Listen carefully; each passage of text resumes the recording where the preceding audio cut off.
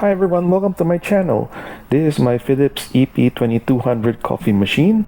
And a few weeks ago, it started to show issues of water flow rate getting lesser and lesser until finally there's no more water coming out from the spout. I'm going to show you what happens when I turn on the machine.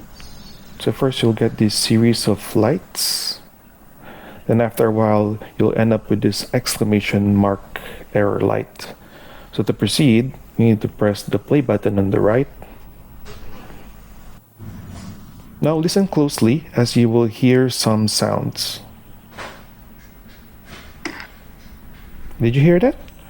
That's the click sound coming out from the EV or electro valve as it opens and closes. But if you notice, the usual noisy sound or vibrating sound is absent. So you'll keep pressing the play button over and over again until finally you hit a dead end.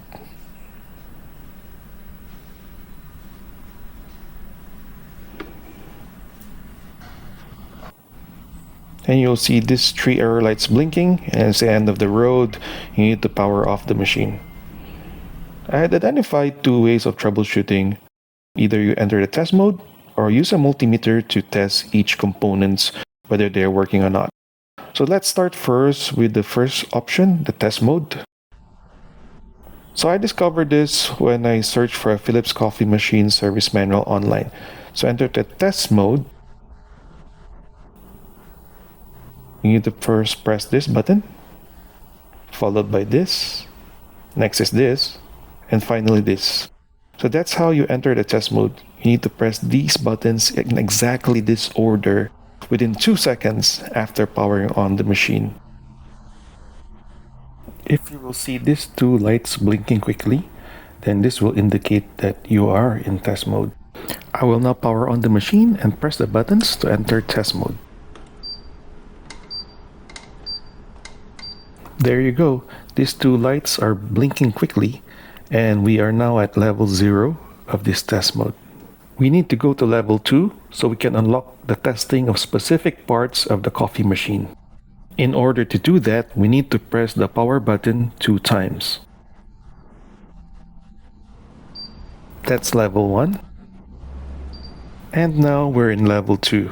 For water pump tests, press and hold the coffee button for 2 seconds, then release. The service manual says the pump should get activated at this point. Since we didn't hear the pump vibration, it's likely the water pump is broken. This light here indicates that the test has completed. Referring back to the service manual, the possible reasons for this could be that the wiring is not connected. But as you can see here, the wiring is connected. Another possibility is the main board is faulty, but it's unlikely as we can press the buttons and the machine responds okay. After doing elimination of the choices, there's a high chance that the pump is faulty and we need to change it. The second troubleshooting option is to use a multimeter to test the components. I'm going to show you how to test the water pump using a multimeter. First, remove the wires of the pump. You may want to take a picture as a reference later before removing the wires. Then grab your multimeter and set it to the continuity option. It should indicate OL or open line.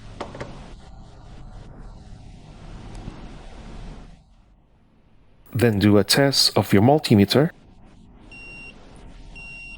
Take the red lead and place it on the leftmost connector and the black lead on the other connector. As you can see, the reading is still OL even if I do a reverse of the leads. You will need to do the same continuity tests for the other components like the electro valves, the thermoblock, and determine which component is faulty. I have here a new water pump that I ordered online. I'm going to show you what happens when I do a continuity test. You will notice that there is a reading on the multimeter. This concludes that the old water pump is faulty. You can find the link of where I ordered the water pump in the comment section of this video. Please note that this video was not sponsored by them and I paid for my own water pump. When ordering a water pump replacement, ensure that the voltage and wattage are the same.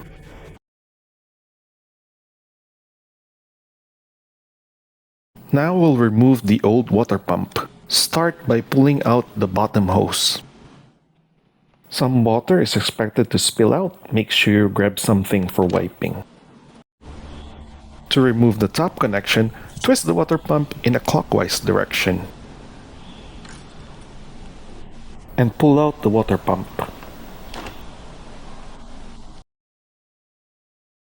I will play this scene in fast forward.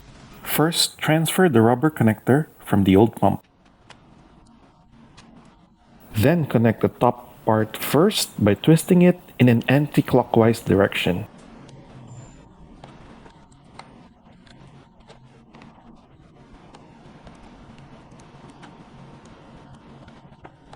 Followed by connecting the bottom hose. Then place back the water pump in the original location in the machine. Take extra precaution as the wires are thin and may break. Ensure that there are no hoses at the bottom that are being compressed. Check that the top and bottom hoses are tightly connected or water might leak out. Connect back the sensor and the other two wires.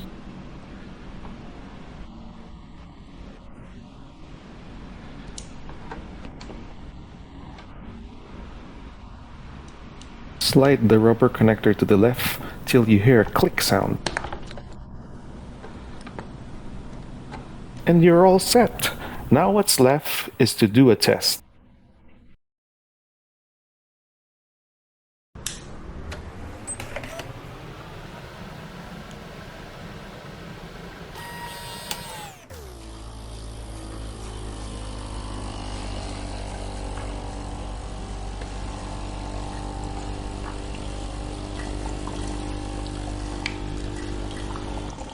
It's looking and sounding good so far.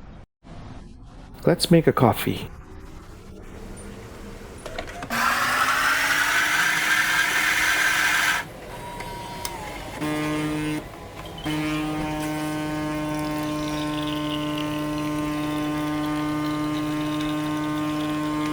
Success!